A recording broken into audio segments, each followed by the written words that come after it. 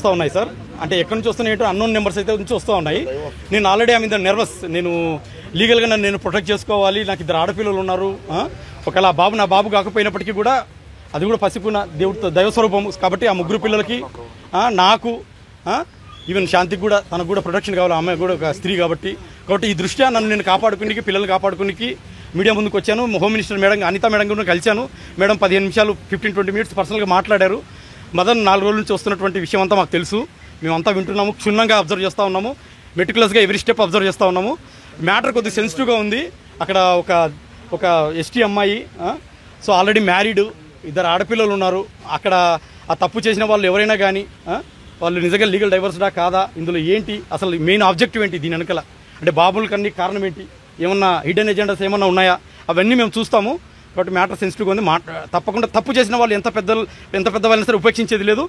చట్టం తన పని తను చేసుకుంటూ వెళ్తుందని మేడం నాకు గ్యారెంటీ ఇచ్చింది. సో నేను కూడా మేడం దగ్గర ఎమోషనల్గా ఏడవాల్సి వచ్చింది. ఆ పరిస్థితిలో కొన్ని వచ్చాయి సార్, అన్నోన్ నెంబర్స్ నుంచి వస్తున్నాయి. సో ఇటువంటి టైంలో ఇక నాకు వేరే ఆప్షన్ లేదు. డైరెక్ట్ మేడం గారిని కలిస్తే మేడం గారు కూడా వెంటనే డీజీపీ గారు కూడా ఫోన్ చేశారు. So we have to protect this boy and children, వీళ్ళని మనం కాపాడుకోవాలి అనేసి మేడం కూడా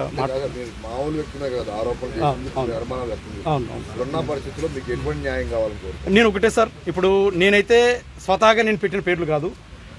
నేను చెప్తున్నట్టు నేను అమెరికాలో ఉన్నప్పుడు ఒక 12 నెలలు నా బిడ్డగా శాంతి నా బిడ్డే అంటే మదన్ బిడ్డే నా బిడ్డే అని చెప్పి నన్ను నయవంచన చేసింది సార్. నయవంచన చేసింది.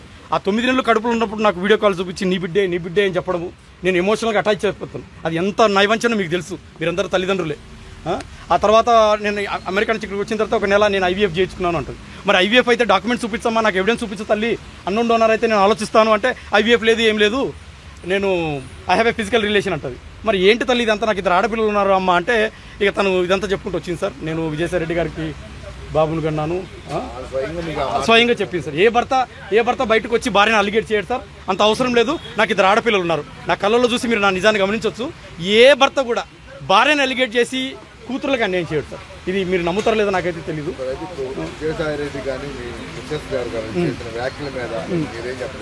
ఒకటే సార్, ఇప్పుడు ఎవరి స్టాండ్ వాళ్ళకు ఉంది. శాంతి గారేమో ఫోటోలు చూపించేసి ఆ పోతిరెడ్డి సుభాషే నా భర్త అంటారు. ఆయననేమో అజ్ఞాతంలో ఉన్నారు. ఆయన అజ్ఞాతంలో ఉన్న 4 రోజుల నుంచి బయటకు రావట్లేదు. ఆయనకు ఆల్రెడీ మ్యారేజ్ అయింది, 9th క్లాస్ కూతురు ఉంది, వాళ్ళు హైదరాబాద్లో ఉంటారు. నేను మీకు ఒక వైరల్ పంపించాను, సుభాష్ రెడ్డితో నేను మాట్లాడాను. ఆ మాట్లాడిన దాంట్లో అసలు I'm ready for DNA test, ఆ బాబుకి నాకు ఏ సంబంధం లేదు అని ఆయన అంటాడు. ఇప్పుడు అసలు ఆ బిడ్డకి తండ్రి ఎవరు నాకు అర్థం కావట్లేదు సార్. శాంతి నాకు స్వతహాగా చెప్పింది ఏంటంటే విజయసాయి రెడ్డి గారు అని చెప్తాను. సో ఇప్పుడు విజయసాయి రెడ్డి గారా, పోతిరెడ్డి సుభాష్ రెడ్డి గారా, లేకపోతే నేనా?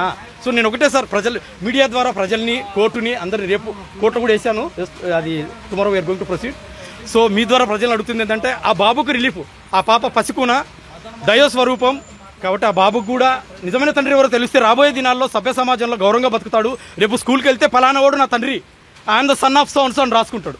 I'm the son of so and so ఎవరైనా కానీ. కాబట్టి DNA టెస్ట్ కంపల్సరీ కావాలి. DNA test is the only solution what I understood. ఓరల్గా చెప్పడం కాదు సార్, ఫోటోలు చూపించి ఓరల్గా చెప్పడం కాదు. DNA test is the only solution to find the perfect answer, అంటే long term solution, ever time solution. ఇప్పుడు ఇది చెప్పేసి రేపొద్దున DNA టెస్ట్ చేయకుండా ఇప్పుడు ఇతనే సుభాష్ గారి తండ్రి అని రేపొద్దున సుభాష్ గారు నేను తండ్రి కాదని అనుకోండి, ఆ బాబు మళ్ళీ నా దగ్గరకు వస్తాడు, నేనే తండ్రి అని. ఇవన్నీ ఎందుకు సార్? ఈ ఇష్యూని ఇప్పుడే ప్రొయాక్టివ్గా చొరవ తీసుకొని ప్రభుత్వం సహకారంతో జుడిషియరీ కూడా దాన్ని మానవతా దృక్పథం ఆలోచించి రేపొద్దున ఆ పిల్లోడు 1-2 సంవత్సరాలు స్కూల్కి వెళ్తాడు. స్కూల్కి వెళ్ళే లోపుగా అతనికి నిజమైన తండ్రి ఎవరో క్లినికల్గా ఆ పెటర్నిటీ టెస్ట్ ఏదో చేసి ఓ మెడికల్ సర్టిఫికేట్ తీసుకుంటే ఆ పిల్లోడు గౌరవంగా బతుకుతాడు సార్. సార్ ఆమె ఏదైతే చెప్తుందో నా పిల్లల ముందు, నా 2 ఆడపిల్లల మీద ప్రమాణం చేసి చెప్తున్నాను, నేను నమ్మే దైవం మీద ప్రమాణం చేసి చెప్తున్నాను, మేము విడిపోలేదు. అమ్మాయి ఏదైతే డాక్యుమెంట్ చూపిస్తుందో అది ఫేక్ డాక్యుమెంట్. ఇందులోంచి బయటికి రానికి తను ఏదైతే she establishing some fake. If you want, నేను మీడియా ముందు, ఈ 10 కోట్ల తెలుగు ప్రజల ముందు నేను ఛాలెంజ్ చేస్తున్నాను. ఆమె ఏ డాక్యుమెంట్ అయితే చూపిస్తుందో ఆ డాక్యుమెంట్ ఫోరెన్సిక్ పంపించండి. అది 2024లో డమ్మీగా తయారు చేసినటువంటి డాక్యుమెంట్. దాంతో నాతో బలవంతంగా సైన్ పెట్టించుకుంది. నేను మీ ముందే చెప్తున్నాను, ఒకవేళ అది ఫేక్ డాక్యుమెంట్ అని కాకపోతే ఈ కేసు నేను వదిలేసి ఇంటికి వెళ్ళిపోతాను. నేను చెప్తున్నాను, ముందే చెప్తున్నాను. ఆమె 2024లో జూన్ 11వ తారీఖు నాతో బలవంతంగా పెట్టించుకున్న సైన్. అది ఫేక్ డాక్యుమెంట్.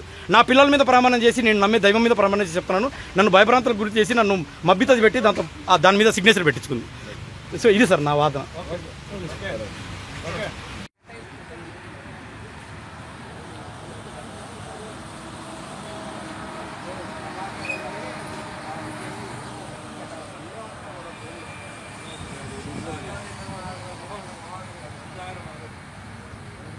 హస్బెండ్. అది ఆన్ చేసావా?